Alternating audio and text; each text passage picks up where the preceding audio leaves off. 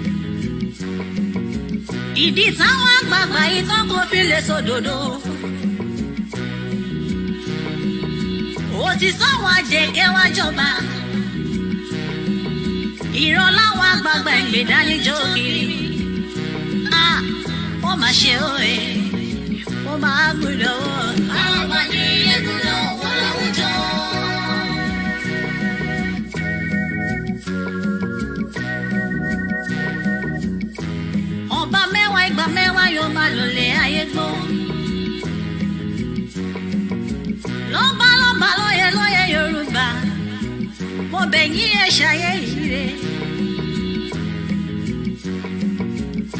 bàjẹ́ láyé Olúgbọ́n kó má bàjẹ́ láyé Àrẹ̀sà o. Kó má torí téyìn bàjẹ́ òye. Abẹ́ orí àrùgbó Yorùbá ó máa fọwọ́ rọ́ọ̀rì kú mọ́. Ẹ̀bá ọ̀nà lọ́mọ kékèké kú sí kiri. Òun lọ́kọ̀ lè lóko nílẹ̀ Yorùbá mọ́. Kíjokíjo lọ́dọ̀ ló wọ̀n yìí wá ń sáré kiri.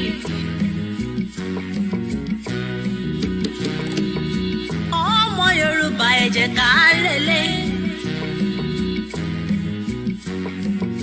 Bájọ́ bájúmọ́ á ń padà sílé bàbá ẹni ni. Ṣebí ewúrẹ́ yẹn ò ló ṣọmọ yá àgùntàn. Àgùntàn ló ní màmá mi òbí dúdú òye. Ṣebí látọdún tá ti wà nínú Nàìjíríà yìí. Ìdẹ̀ra là ń fojoojúmọ́ béèrè lọ́wọ́ wọn. Ṣùgbọ́n òmìnira náà fojoojúmọ́ fún wa mú.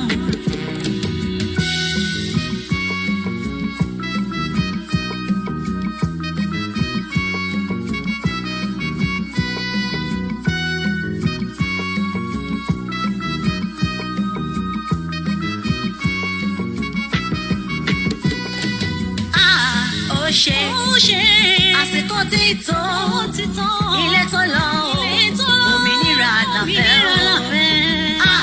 ó ṣe àsìkò tí tó ilé tó lọ òmìnira làfẹ́ ó ṣe àsìkò tí tó ilé tó lọ òmìnira làfẹ́ ó ṣe àsìkò tí tó. Ilé tó lọ òmìnira làfẹ́ ó ṣe àsìkò tí tó. Ilé tó lọ òmìnira làfẹ́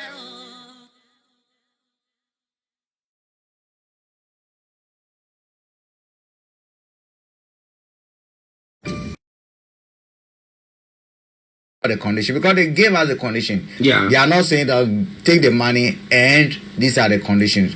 When we started the discussion, what they told us was, look at the situation. We want you to implement A, B, C, D. If you can do that, then we will also. First, you have to demonstrate that you can increase revenue. You have to demonstrate again that domestically you can restructure the debt such that the burden now will not be that much, and whatever we give you will be enough to fund other social program, very important program. And 3, reduce government expenditure to the barest minimum, acceptable minimum. Yeah. So far, government has not done anything about this. What they call it is expenditure.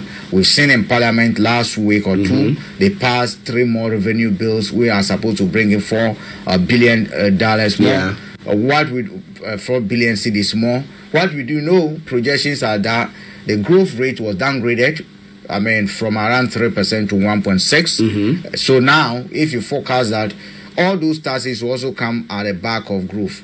The more growth you have, the more tax that you can collect. So if the growth rate comes, I mean that whatever you've projected, you will not be able to. You will not be able to achieve it. So a meeting was held with the creditors, and IMF is now saying that, look, we can't give you the money now. Certain things needs again to be done. So now we have to go back and do more restructuring, and which is now the case where we risk actually, and this is very, very serious. We might see the eventual collapse of our financial sector completely. Because what is going to happen now, the only area that is left for any debt restructuring to be done is the pension funds and the banks. Okay, the pension fund and banks. And if you want to postpone payment of interest on whatever arrangement you have the bank today, it means that all of us who have money in the banks or who have invested in certain banks will now, because banks, like I keep on saying, they are susu collectors and glorified susu collectors. That susu collection, this is what has now come to befall us. Before now, you have to be told that you've bought government security at this. You're supposed to be paying this. You have to be paying your staff. In fact, banks' profit comes from investment in some of those things, especially in Ghana, where the government seems to crowd out even businesses when it comes to loan. And banks, because of how risky our environment is, they prefer putting money in government security. If you're going to restructure that, the potential and the problem is that you're going to push their debt portfolio, paying anything on them forward, which means that they will not be able to service their responsibilities. The staff are going to be laid off. Some will eventually collapse. That's number one. Pension funds has to do with taking people's money and investing it in areas. The money is not for them. Every day, a pension or a pensioner has to be paid. They use those returns to be able to pay, what they call it, the pensioners. Again, depending on what they have in their portfolio, they make daily decision on how to allocate and which strategic areas to basically apportion those money. If you go to attack them, push whatever they have forward, it means that investment decision are going to be delayed. It means that investment decision they return to meet future obligations. Because if we put investment in today, we expect that probably start yielding something in 10 years. Projection, we know that the population will grow at this time, pensioners will grow at this time, and therefore we need this portfolio to be able to give them what we're doing now that for the next 5-10 years, we're putting those people at risk. Actually, it's a serious crisis that we are in as a country. It's a very, very serious crisis. SNIT is gone. Forget about SNIT. SNIT is gone. SNIT because we don't have they continue to deduct they continue to deduct and then they continue to pay. But the funds that they've invested in other areas, forget it, it's gone. It's gone. Because they're also a pension fund, so to say. So what do you think? I mean, looking at the financial sector and looking at everything, assuming you are working with the what they call the finance and maybe the bank, you are in that particular place.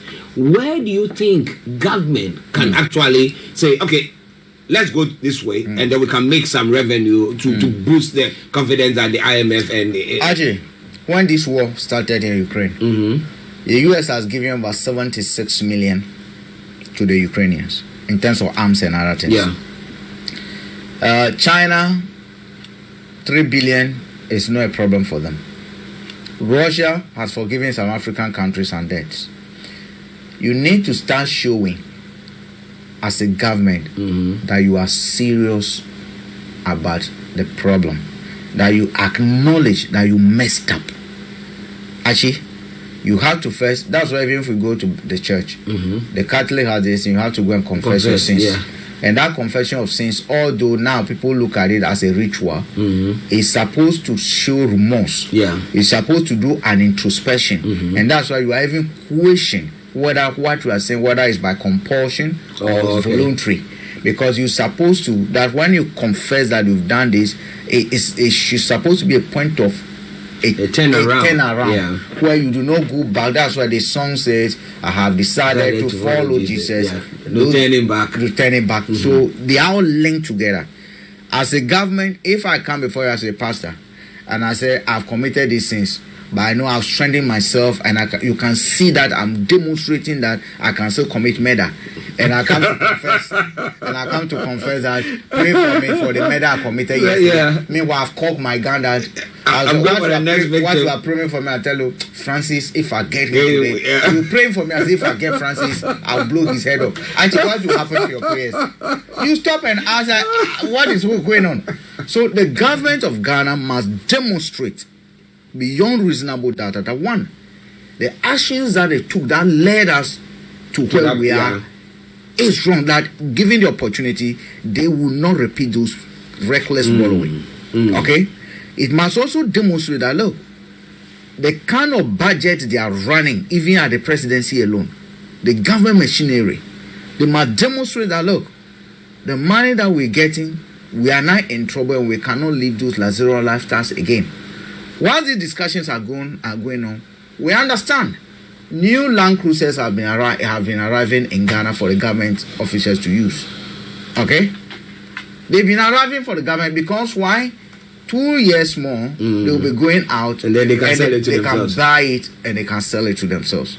The government has not demonstrated that, look, they are doing a restructuring within even the presidency. Because you take the staff level, how much they are paying them, it's all wastage. So it must come first from the ground. Look, very soon we're going to be hearing reports that IMF deliberately is delaying this because they are stretching because it's their responsibility. Yeah. And you know what? Now that IMF has put an advisor at the Bank of Ghana, why they are telling you that you cannot again be printing money like the way you did from the year 2000. Yeah. Before election, they printed a lot of money. Yes, they printed a lot of money plus COVID money. That's what showed up the country. This part of this inflation we are seeing is coming from there. Now the person over there now, they are just telling we now put a police on you. You cannot do that, right? Now the U.S. government is also putting someone at the Ministry of Finance. What they are telling the Kenofurata, we don't those bond inside trading that you do with what you call your cronies and other things is not going to happen again. So basically, all the wheels, all the leverage that you had, they're also using your quest to get a 3 billion to clip your wings gradually. That's what is going on. Now, if government of Ghana decide, okay, we're going to restructure. Let's lay off some of the staff in the presidency. They're going to, pay them gratuity or whatever agreement, and that will cost the nation as well. So, what is the better way? It will not cost the nation more than it will cost, because whichever way you look at it, if they are a part of Article 71, they will be going out, and when they go out, those gratuity will be paying, and the more they serve, the more gratuity will be paid. Okay. Anyway, so for me, I don't see why people who are not basically doing anything are running fuel on our bills the whole day, are running benefits on our the whole day just by communicating for government, talking. Some people have actually hired to just post on Facebook. Actually, that's what they do. To just post on Facebook, post fake videos, documents, just for propaganda machinery. Actually, we are in a crisis, and in terms of crisis, you take tough decisions. Are you getting me? Don't not be. The decisions they are taking them from the party, and these guys have representatives in the country. Sometimes we underestimate the offices. What are they going to do in Ghana? Why do you think they'll be paying rent? Why do you think they'll be paying a resident? They say, they are not fools. What are they going to do? When they need, if you need them, you travel. If you want, what do they need? Well, they don't trust you. Cry. And don't you think they have meetings with others, civil society? They also understand they have their own machinery of monitoring. Actually, we're in crisis. Ghana is in serious crisis. How worse do you reckon it's going to get before? And looking at the various sectors, let's take teachers. Okay. Let's take people who are working in the various ministries. How worse do you think it's going to get? Actually, it's going to get to a point where it's already getting worse anyway, because we know certain staffs, certain people are not being paid. Certain government workers are not being paid on time, and it's going to be more. We're going to see that more. I wanted to see if I'll see an article that these people have written. I think I spotted something today. Actually, is the Times. The Times came out with something today. If I see it already, but Ghana default puts domestic debt a kind of worm in spotlight.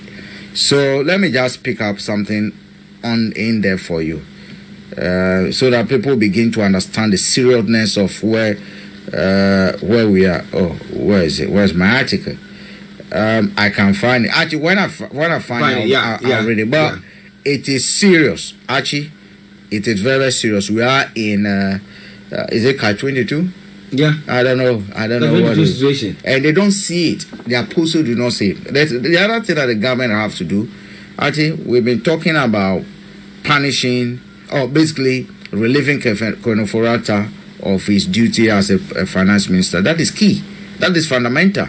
Because at the end of the day, actually, if you have a driver who goes in, or you are a driver, I give you a car, you buy before you come, you scratch the car, you best 2 tires, and it's consistent.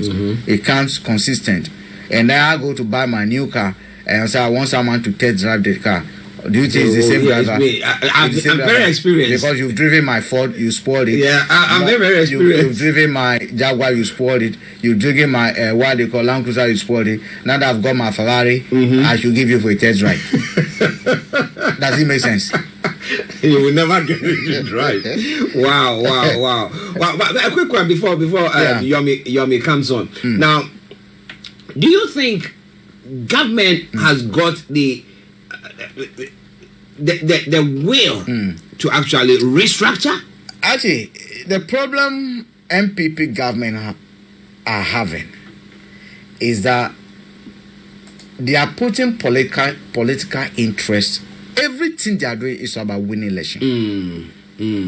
Nothing more than, look, they are preoccupied. How do we maintain power? Yeah. How do we retain power? And once someone is so desperate about that, you begin to ask questions. Yeah. Is it because a lot of criminality has been committed and therefore no one to leave the scene for it to be? Akufo-Addo is on record to have said that, look, from what he's saying, they will prosecute a lot of them if they leave power. When did he say that? I mean, there's an audio circulation.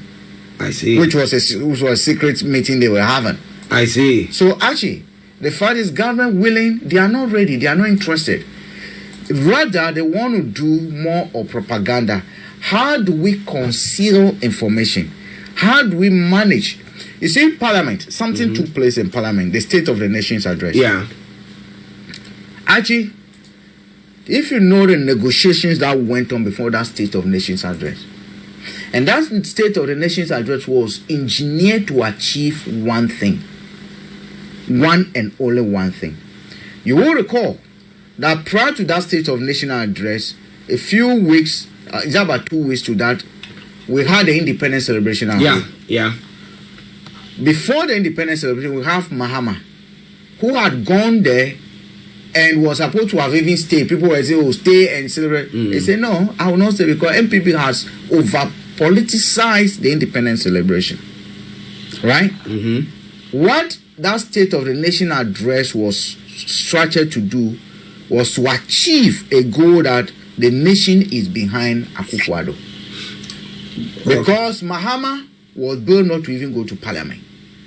It was last-minute phone calls, begging, pleading.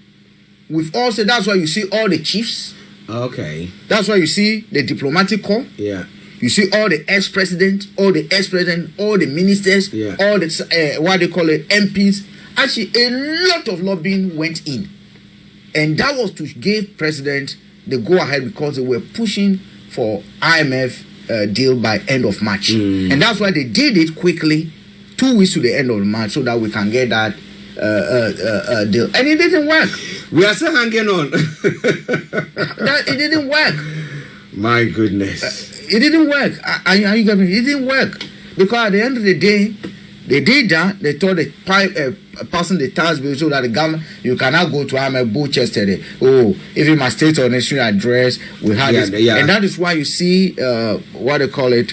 The speaker didn't want a lot of debate on that day on that speech. That let's leave it, let the cameras leave, and then we can banter our things behind the scene. But actually, the people are not stupid. They are not stupid. They are there to do a professional job. No emotions attached. They have no MPP or NDC in front of them. As far as they are concerned, they are investing money. They want to make sure that they make the profit out of it. Well, listeners, it is Star Radio UK.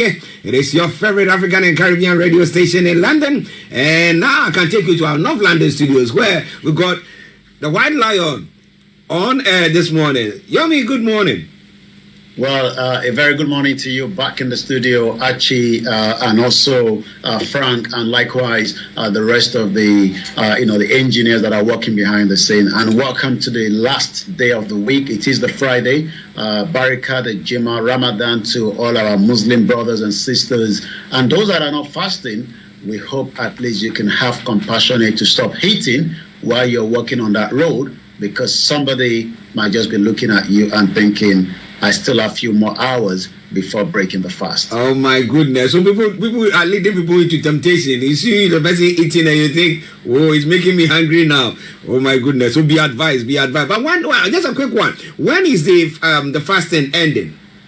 Well, it depends on how much you have done and whether some are even fasting at all. We still have a few more days left. We are now towards what they can call the most significant time for those that are doing, those that are Muslims in the, which is the last 10 days. So it is now countdown. So within the next 8 more days or thereabout, we'll probably be saying goodbye to the 30 days of the Ramadan, and that will literally mean that, some of those that have left those bad things that they've done during the Ramadan will then pick it up again just as they left it again. Most of them are the politicians, and most of them have traveled now to Saudi Arabia, where part of the Islamic right, they are throwing the stone on what I can call, the devil. But it seems that the main devil are there in Africa, that we cannot encourage stoning them, but you need to know what to do with them. Well, I think we'll have to find a stone to stone the devils in Africa as well, But I'm so good morning to Olayomi Koiki. Hey, our special envoy to Moscow. How are you doing? It says White Lion in the building. Yes, he's here. And Mr. Frank Davis as well. And we're going to bring you everything that you need to know when it comes to Nigeria. It's a Yoruba nation now. No going back. All right then. Well, for a couple of days, we've not had you. We know we have the news that you give for us to share with our listeners, but we've not had you live on air. So we know that you've got a lot up your sleeve to bring us this morning. And first of all, there was this story that we were talking about, myself and Frank, earlier on before you came on, and they were talking about the fact that let me try to get that quickly. My apologies, listeners. It's virtually chastising the president, Buhari, that he didn't learn anything from Jonathan's time, because the Chibok girls, so because I saw that you've also brought that story there, Chibok girl, Buhari didn't learn from Jonathan. Yes, it's there. He failed to protect school children, says Amnesty International. Let's start from there. Well, the story of the Chibok girls will be one of that we will remember, Buhari for, just as we remember Jonathan as he was living as well. The president, like I said, is also currently in Saudi Arabia for the last 10 days of the Ramadan, which it does yearly. And that will be his final, journey, as a president of the Federal Republic of Nigeria, according to his media aid. Well, we were also aware that when Buhari came in, according to his media aid, for the first 8 months, there was a setback because the president, was not very well.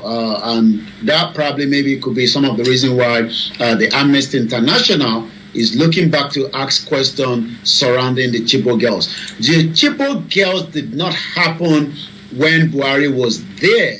But it seems that, as usual, when a president is gone like a Jonathan, he can then easily shift the blame to the new president that he has not done as much. Or probably some of the, and I was listening carefully to some of what Frank was saying, when it comes to different NGOs, bodies, and most of them in Africa, some of them operating from outside Africa, but it seems that we've allowed them, to take what we should be the one in charge of.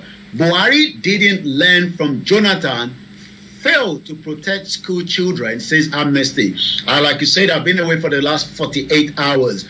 Last week, Saturday, in Zamfara State, 80 children were kidnapped, and as I speak to you today, nowhere to be found. Nobody's doing a catch and rescue. We're talking about children from between the age of 12 to 17 years old and nowhere to be found. So that literally means that almost the same numbers of children that went out of Chibok are the same that we're talking about. 9 years after the Boko Haram, 276 students from the girls' school in Chibok, 98 of them are still missing. Add another 85.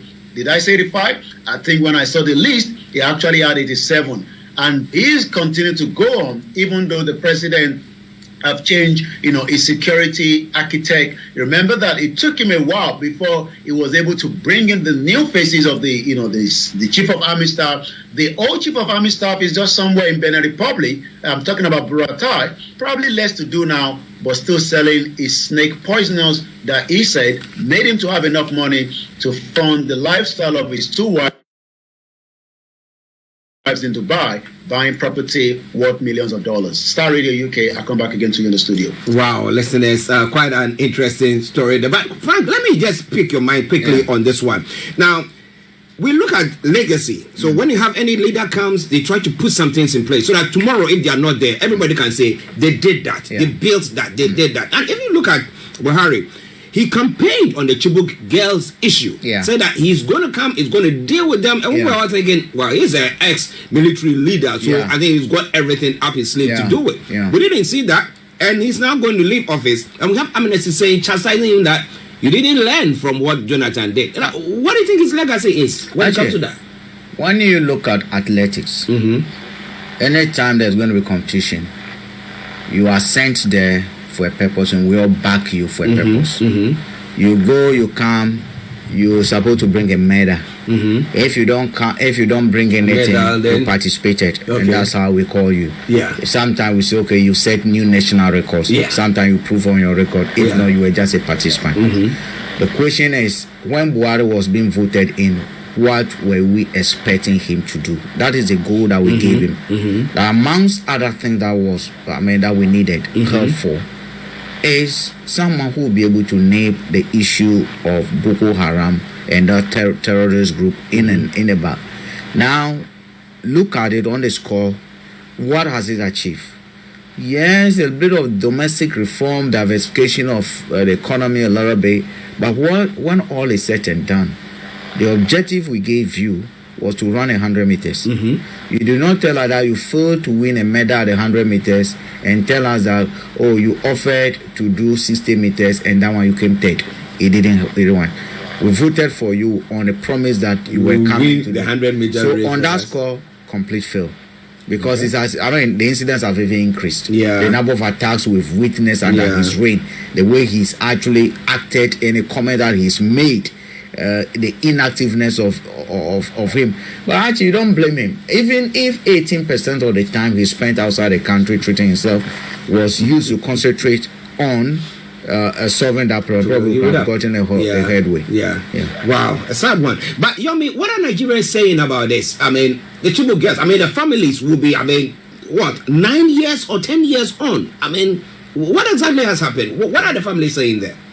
I think the main, one that a lot of us talk about is Lee Shuaibu. Lee Shuaibu was the focus, and it seems that when people talk about the Chibok girls, we focus on the Lee Shuaibu. The reason why she was different was because she was actually told that she had the opportunity, to be returned back to her family, by these terrorists, they are deadly terrorist organization, and they've been in Nigeria, for a very long time. We're talking about the Boko Haram. By just saying she believed in Islam, and she actually said no.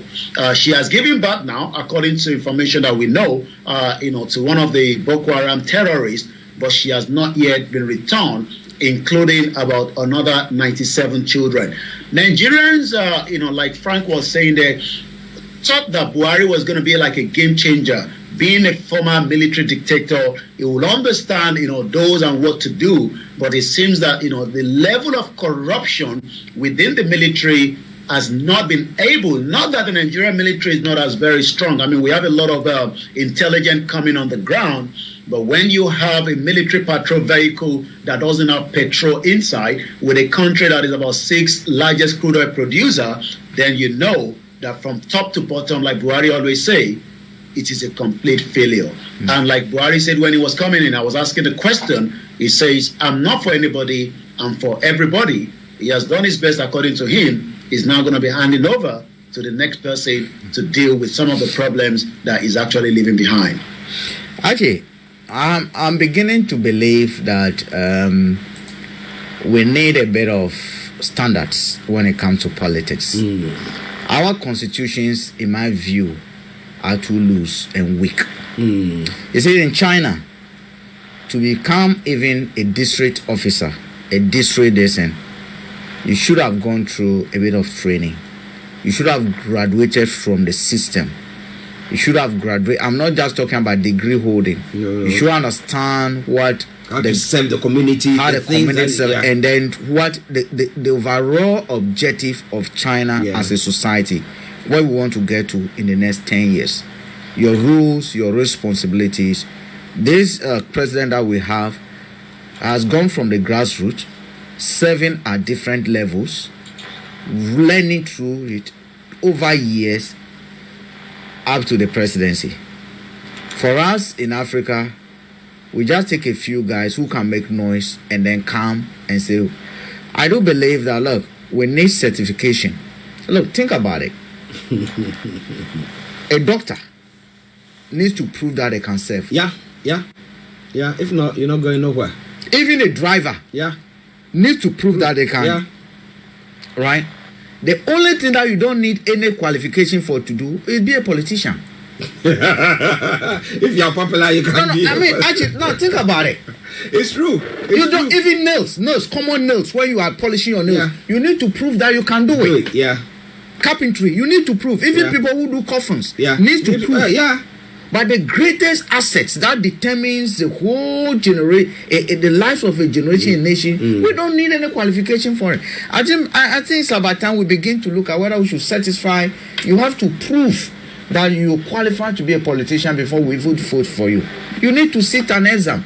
These are community. These are questions. How will you be able to provide us water? Assuming you don't have funds from the government, assuming IMF has introduced this policy, this program, how will you navigate it to be able to ensure? I think we need to come to a point where politicians must take exams.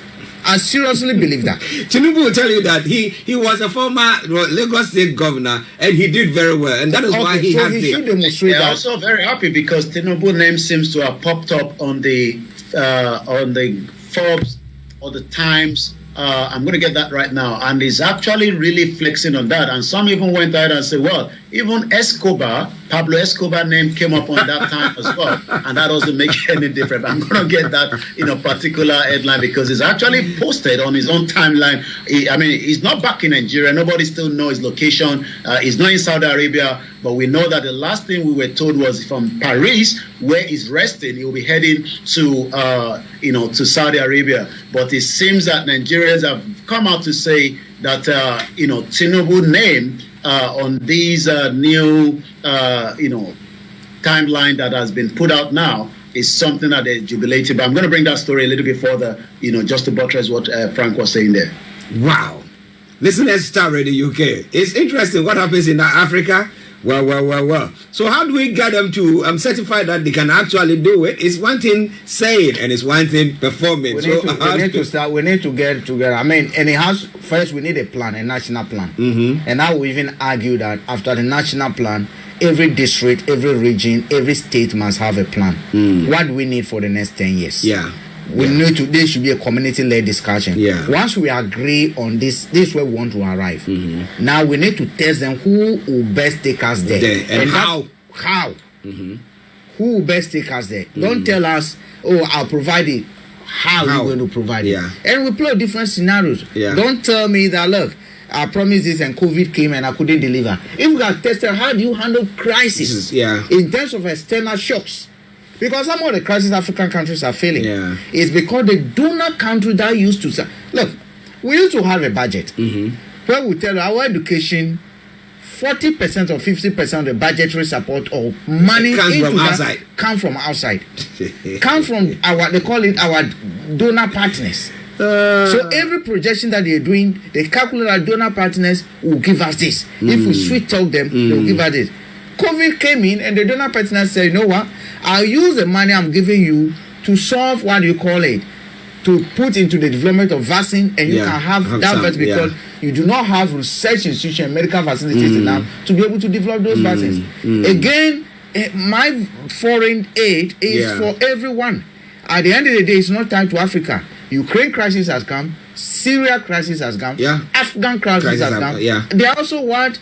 Foreign people. So we need to give them some. Therefore, UK, for instance, the external budget that is supposed to use to support Ghana and this and that. That is what they are using to pay hotel bills for a day for about $6 million £6 million a day. That is what those are the monies. Those are the monies. It is that budgetary support that they are using over here. So when they are telling you, we are in crisis, it's because the person who was giving say, no, this time I also have an equally important thing to do with that money. My goodness. Aziz Berzaric said, good morning, Mr. Archie, and good morning to all the radio team. I love your show. Thank you very much, Aziz. I hope you are doing very, very well. How is the US? Okay, Miss Gold. Hey, it's good to see you all today. Good to see you too. Good morning to you. And Anthony Didaji, yes, thumbs up and love you too. Yeah, love you too. All right then. Now let's come to one story that is making the rounds pertaining to fuel subsidy and oil theft, amounting to 29 trillion naira. Now we have Buhari, when he was coming to power, promising that look, we're going to crack down all the what do you call it, corruption that has taken place up to now. I don't know if I can attest of maybe 2 people who have actually been found guilty. I'm not sure, but maybe Yomi will be able to tell us that. But up to now, he's been there for how many years? Call it 8 years, all right? Going out, and we are talking about 29 trillion naira. Would that money not have been boost the Nigerian economy? And who are is it the ordinary man who is walking by the roadside, or the one who is selling chichinga, or Suya, who is the one perpetrating this oil theft? Is it not the big hooks, the politicians who are also doing it? Yomi? Well, when you look at the amount of money that we've lost in the revenue that should have support, millions of Nigerians. I know we didn't have the opportunity to review the Star Radio UK Wednesday program on Thursday yesterday, but just under a quick brief and summary, we actually discussed the unemployment rate in Nigeria, and that's about 40.6%, and that is quite alarming because I went back to look at whether it is the fault of this new government or the previous government that did not put measures in place. And I was able to look back to say that even during the Jonathan, the record was not as good as well. And those records are coming right behind you. You can look at the statistics that, as of 2014, the Nigerians about 14 million. Why are we talking about this? Because when you look at the amount of money, that has been taken, or should I say stolen from the crude oil, then this should have made as many Nigerians we need about 5 million Nigerians into job market every year, but that is not happening. And breaking it down also to every region, you're looking at about 4.2 million Yoruba people are out of job. The federal government yesterday told us that the amount they are spending on the subsidizing of the petroleum motor spirit, popularly called petrol, between 2005 up to 2021 has got 13 trillion naira, adding that the country also lost 16.3 trillion to oil theft between the same range of 2009 up to 2020. This was disclosed through the Nigeria Extractive Industry Transparency Initiative or the policy. The question then again is, who are those behind the oil theft? Like you said, it is not just the man, yesterday, I think day before yesterday, I was actually asking, this is an 100 naira. How much can I get out of this with a pure water? You can't get a bottled water with this. Really? What I'm told is about, I could get maybe 3, I might be able to get 2 pure water, which is about 20 naira each. And I cannot be able to get gala, neither can I get popcorn. That is the level of the situation. But the worry of the IMF and the World Bank is, should the subsidy remove, as of today, the petrol per liter is going to about 550 naira in the black market, and probably about 400 naira if you're able to get it on the normal tank, machine. And if the government removes such subsidy, then it's going to cost more Nigerians about almost 750 naira. The finance minister told us again that almost $800 million have now been given to the federal government to probably disburse between 50 million Nigerians to prepare their mind that come June, the new government might have to remove the fuel subsidy. Also, the NLC, different NGOs, different organizations have said removing the fuel subsidy might ignite the country. We've been hearing ignite the country, but the country still remain one. But how long it will remain one is a question that a lot of people are asking this morning. ignite the country. Listen, means tested. Now, those who are using these big gasless, who have got plants in their house, I mean, using lots of fuel, are the rich. The poor, they sleep in the darkness. I don't get our leaders. Honestly, I don't get them at all. There are two things that are happening here, and let's be clear on it. We always talk about subsidy. Yes, I understand subsidies. If you take what goes into the determination of pricing, what goes into the price build-up, what goes into what comes into the demand that they made of us at the pumps, you realize that actually the taxes that have been front-loaded on it, also in this country, for instance, about 60% of what we pay is from taxes. Yeah. What we pay through our pump. Yeah. So at the end of the day, if government says, okay, I'm taking 10% off, is that a subsidy? No. Basically, so what they've done is that they've just lowered the tax impact on it. So all this talk about subsidy, I understand where they're coming from, but it's about time we query it again. Those allocations that goes into, for instance, I'll give you a classic example of something. If you take, let me use, I don't have any receipt from Nigeria. If I do have a receipt of buying something from Nigeria, I would have used it, but permit me, listeners, and let's just use what is happening over here as part of it. I just want to go straight to something from Ghana, and you look at build up of whatever you pay. Now, if at the end of the day we are told that certain subsidies have been given on certain items, no favor has been done us. No one should think that we've been done. I'm trying to get a receipt actually. Let's allow me comment while I get that thing for you. I'll just give you some build up. Okay, once Frank looks for the receipt, I want to use that some specific build up. Okay, okay. Let me acknowledge Comfort Olugunja, as he said, Buhari was unable to fight the Boko Haram issues, but has brought in more problem of terrorists in the country. Sadly, Buhari's government highly worsened the Jonathan's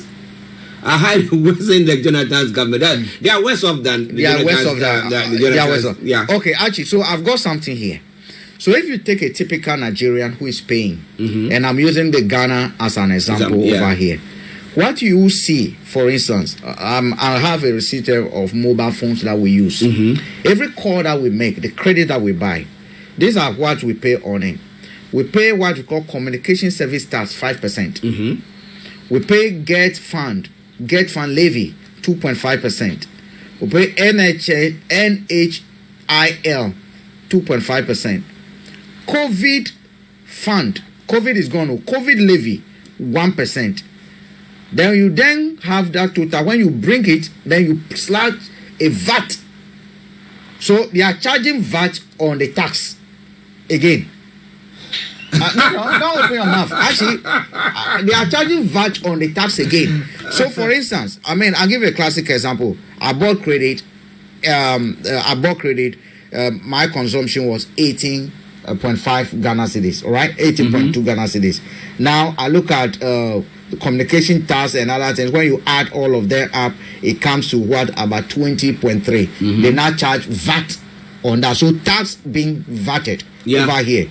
So from 18 cedis, I end up paying 23 cedis. Assuming government comes in and say, okay, I'm giving, what do you call it, a subsidy of 5%. It's just one tax that they've taken out. So in effect, it's not even a subsidy.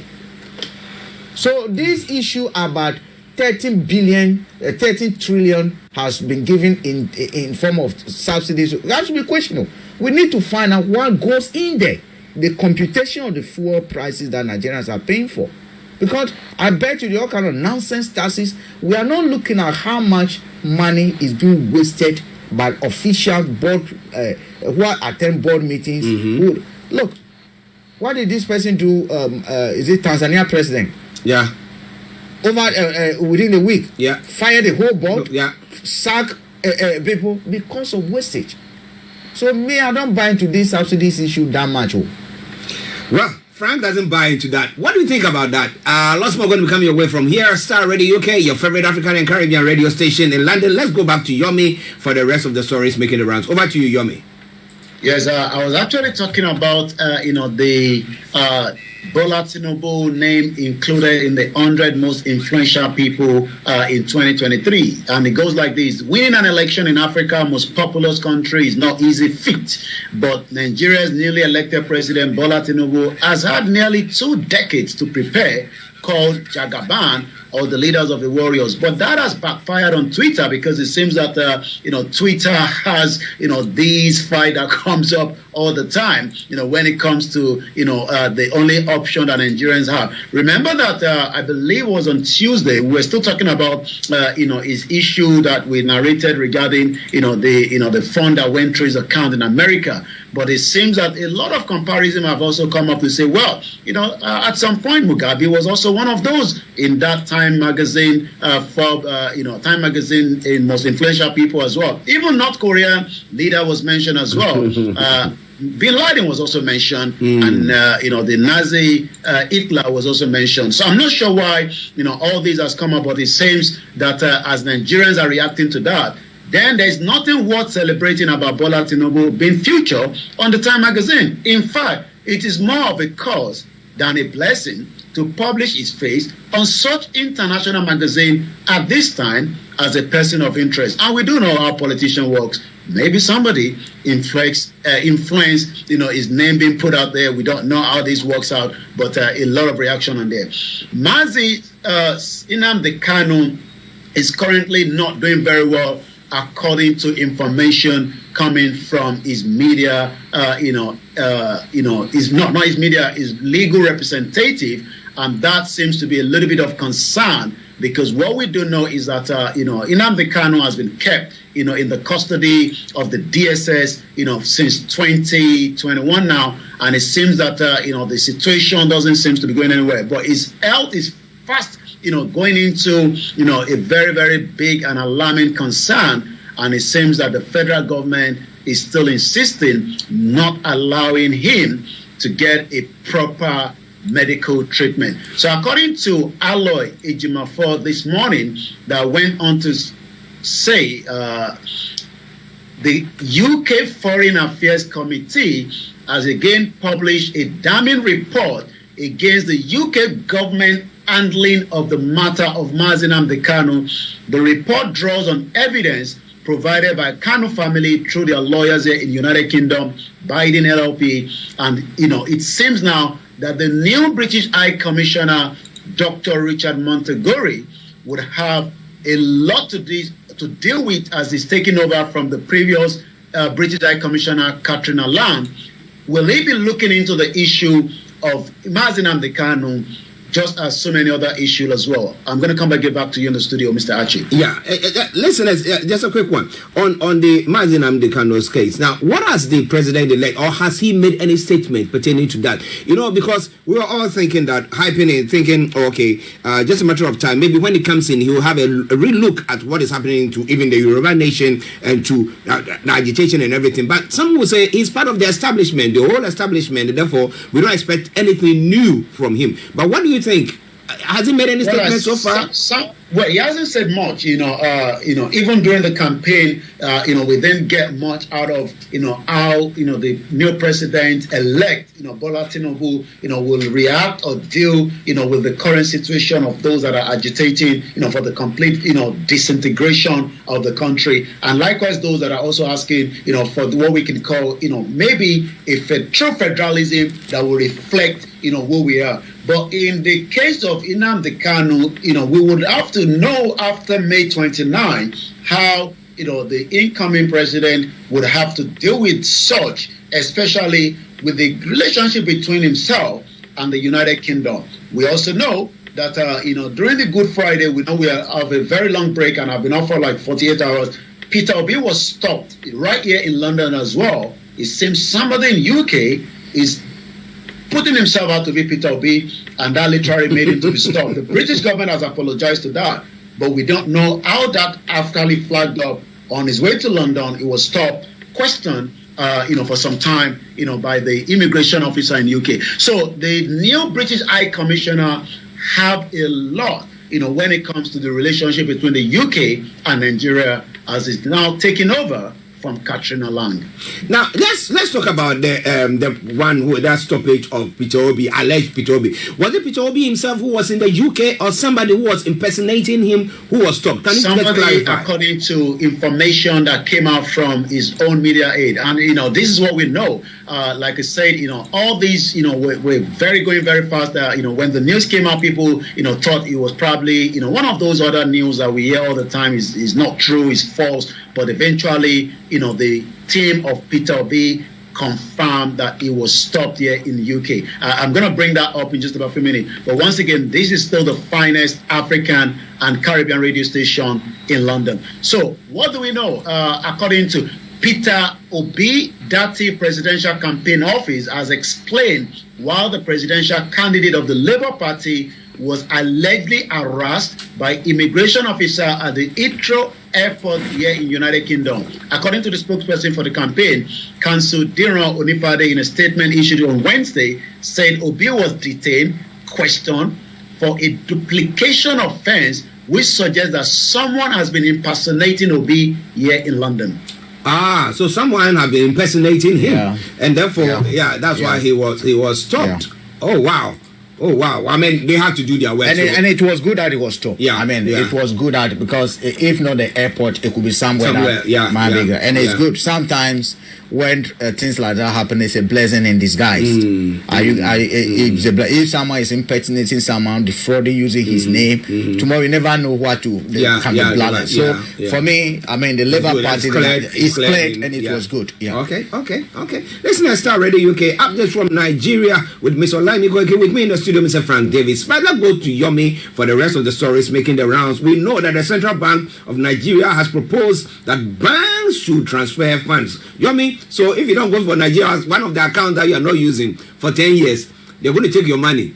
Is it that when you go back, you can get your money back, or what? Well, I mean, if you're outside the country, as a lot of us have this app, whether from any of your banks that you operate with, so you won't have that, worried at all. But if you're one that have had an account in Nigeria, and you've not been to Nigeria for some time, maybe because of immigration, as a lot of us are facing here, or for one reason or the other, you've not been able to link your name into your bank, because there's a lot of things that you need to do now, to be able to have, the proper online account. But it seems now that, dormant account unclaimed fund, the Central Bank of Nigeria is now ready to mop up, so many Nigerians, whether at home or outside. So if you're one of those that you think maybe you have a little bit or small, maybe it's time for you to quickly work on that. If not, the central bank might mop up the money. The Central Bank of Nigeria has proposed that banks should transfer funds in accounts that have been dormant for up to 10 years into a trust fund account. This is contained in a recently released exposure draft of the guideline on the guidelines on the management of the dormant account, on claim balances and other financial assets in the banks and other financial institutions in Nigeria. This circular accompanied the exposure draft. So it's about 10 years if you have not really touched the account. And to be honest with you, if you're living in the UK and you're still probably struggling with immigration, or you're outside the country, even if it's that last 100 naira, that might be mop up as well by the federal government and the CBN. Let's touch on some of the other headlines. At 11:51 is the end of the week. I'm not sure whether you've already told our listeners, but we need to let them know that not this Sunday, the coming Sunday, there will be an alarm of what we call, the emergency alert that is going to be coming up on our phone, according to the British, government here in UK. So maybe next week, if those alarm comes up, there's nothing to be worried about. It's just what we call a test, according to the British, government here in the United Kingdom. So if you're living here, next week Sunday, not this Sunday, on the 23rd of April, they will be testing what they call the emergency alert system. Now let's touch on one or two more headlines, go straight to the social media, as we say, may Nigeria not happen to us. Information is just coming up that motorists and commuters are now stranded in the Lagos-Ibadan Expressway gridlock. It's been like that for over 2 decades, and as much as the road is still under repair, but it's making a lot of problems as well for motorists and commuters as well. Ibadan Expressway gridlock, and this could lead to up to tomorrow morning, because when it happens like that, it's very, very difficult to clear because everybody just gets stuck and there's nowhere to turn to, there's nowhere to move to, and you might end up for good sales for those that are selling waters and all sorts. So that is coming on the headline this morning. Let's go back to one or two more at 11:52. Quite a lot of different arrests happens in U.S., but the U.S. Secret Service have arrested a 28-year-old Nigerian indicted in a $6 million internet scam. Scamming is still one thing that is labeled to Nigerians, not all Nigerians, but the bad eggs have actually given us, the other name outside the country, and it's quite a lot. We've talked about a particular one called Hush Puppy. Hush Puppy, was a very, big spender. But later on, we find out that he was actually spending money that doesn't belong to him.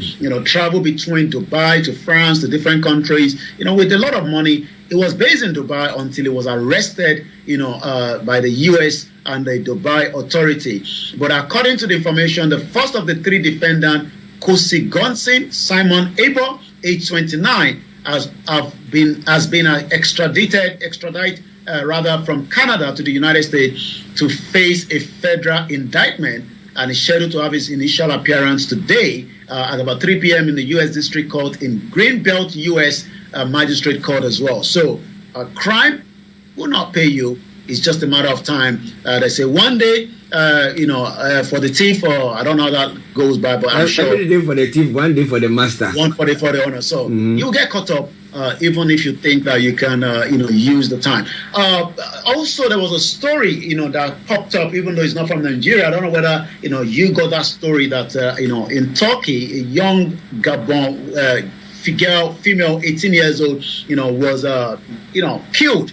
And the background to the story was that, it's got to do with racism. Racism happens around the world. So we pray, to the family. She actually sent a voice note to the mother saying that she will be killed. Eventually, she was killed the next day. She was telling the mother to move away from that town or the city where she was schooling.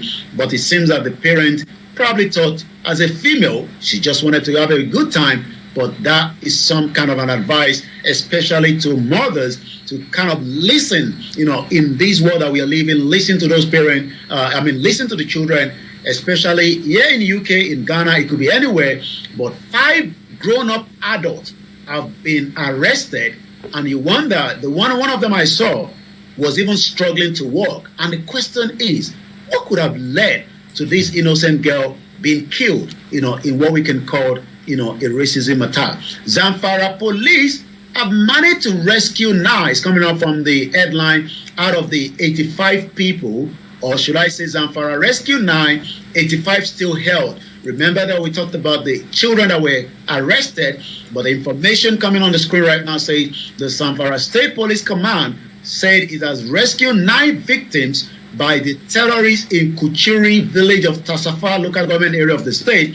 In the statement by the Public Relations Officer, Commander CSP Mohammed Shehu said the victims were rescued on Wednesday by the police, a very good one, but there's still about 85 still held in the captivity of the terrorist organization. Let's look at one of the first tweets this morning. Dele Ogun says, when even in the area shaded blue, the languages are as mutually untangibly as the tongues of the Eurasian mainland, why would the country not be paradise for the crooks? And he's actually responding to African Jesu that went on to say, when discussing self-determination in Nigeria, the term separatist is incorrect. These are indigenous people legitimately seeking independence from a country imposed by Britain. You can't separate from what you didn't create. No Africa was constructed consulted in the creation of Nigeria. And I was actually listening to one of the the audio I had a recording with Professor Banji Akintoye when I was in Nigeria a year and a half ago. And he actually told me that the Ijebu had a town and cities as far back as 1533, which is about approximately 490 years ago. And those towns and cities have become more than a slum. And this morning, before I came on air, I was reviewing how much it costs to have I don't know whether you have that in Ghana, but we have what they call face me, I face you. They're like a small room. You face each other. You share the same toilet, the same bathroom. Probably, if your other room is making some soup, you can just move it to your bedroom as long as the scent doesn't come out. And the cost of that have actually grown up. The cost of living in face me and face you have gone up. And I was actually explaining that if the system was working, we shouldn't have face me and face you anymore. We should have a studio and up to 1 bedroom, 2 bedroom, depending on the family. But the cost of living in Nigeria today has gone up, even in some of our rural areas. So quite a lot is trending this morning. Tiwa Savage, one of the Nigerian singer, information came that she was almost kidnapped in Lagos State somewhere yesterday with the planning of one of our cook or our maid. Again, insecurity could not just be in the northern part of Nigeria. You must look after your security, especially if you're someone well-to-do in Nigeria. So that didn't go ahead as planned, but we hope that those culprits will be dealt with very, very well. Ikeja is trending. Randall Avenue area somewhere in Surulere got burnt yesterday in one of the houses there, and quite a lot. Nigerian as a name is trending. Maybe we should take that for the next 1 minute and see why Nigerian is trending. There's a lot still being discussed when it comes to after the election. So let's take a look at Dr. Ayo Shogunre. Nigerian police and DSS are always eager to warn us on fake news against politicians in the ruling party. But why do this warning do not extend to fake news like against people not in APC? Is it in the case of one set of laws for APC and the another set of laws for the rest of us? And they have actually, is actually pointing to Adamu Gaba. He's one of the representatives of the APC. And what they've done is, we talked about Peter Obi being, stopped here in UK, for some few, I don't know how long it was stopped, but they've actually crafted a photo shoot of Peter Obi with Abike Dabiri and an immigration officer in one picture, and he went on to say, here is the government APC help to recover Peter Obi from his detention cell in UK over allegations of traveling to UK with a fake document, all thanks to Abike Dabiri. His campaign fake, manifesto fake, his motive fake, even his travel documents are fake. Why? How can someone who has lived here over 10 years still have it? And it's not that this is the first time he's coming here. Maybe I should get that picture.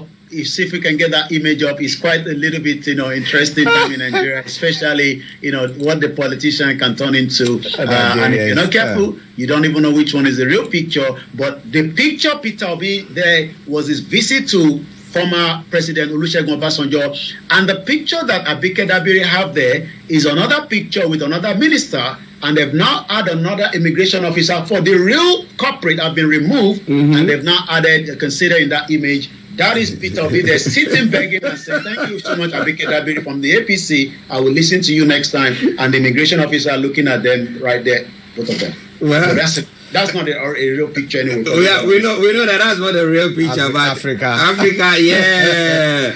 We are good at things like that. Well, listeners, it is Star Radio UK update from Nigeria. But let me acknowledge before Yomi goes. Sunday Adebanjo, good afternoon to you. And Akinlade Emmanuel, good afternoon to you also. And to every one of you who is listening to us as well, we say good afternoon to you. We hope you are all doing very, very well. Yomi, before you go.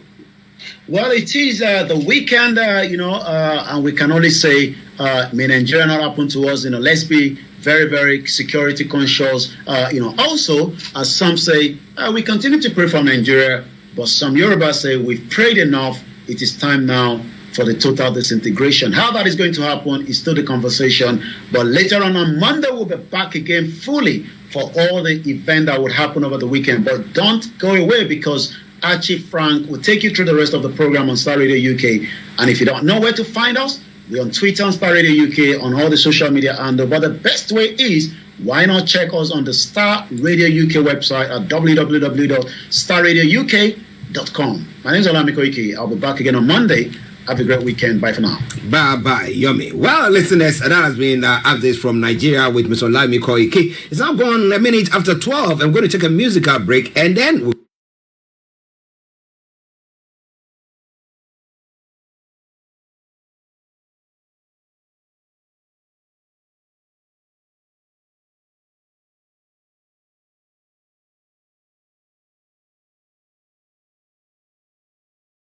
let's just go for that probably about 30 minutes or less if you restart system, and then because I couldn't get the YouTube fit in. So when I come back, we will then have the afternoon break. We had the first one in the morning. Thank you so much, my brother Qualitech. Technology is the only way now, but Nigeria is still backwards when it comes to technology. We're going to continue on the no job, the Nigerian debt, I don't have any expectation for the new government, but a lot of you that are having that expectation, it is your right to do so. But our belief is that nothing is going to change and nothing is going to change. It's as simple as that. Buhari was coming. There was a lot of expectation. 8 years has gone and Buhari is nowhere. So that's about it. So I'm going to go now and then we'll come back later for proper program again. Odò agbéwà kò ní gbé ọ̀dàlẹ̀. Bó bá jẹ́ mi náà ní ọ̀dàlẹ̀ kò gbọ́dọ̀ gbé mi rárá. Mo kí gbogbo yín olólùfẹ́ wa. So ẹ jẹ́ ká lọ fún that probably about maximum an hour, and then I'm going to come back fully and then we kickstart the second segment. We might have 3 programs today so that we can catch up. Milano, Wednesday was kind of a half day as well, but I think I have as many time today to, have a chat with everybody. So thank you so much. There's a comment there. Good afternoon, my dear brother. Your nation is not going back. So bye for now, everybody, and enjoy the rest of the afternoon until we're back at about an hour from now when we have a proper conversation. Bye for now.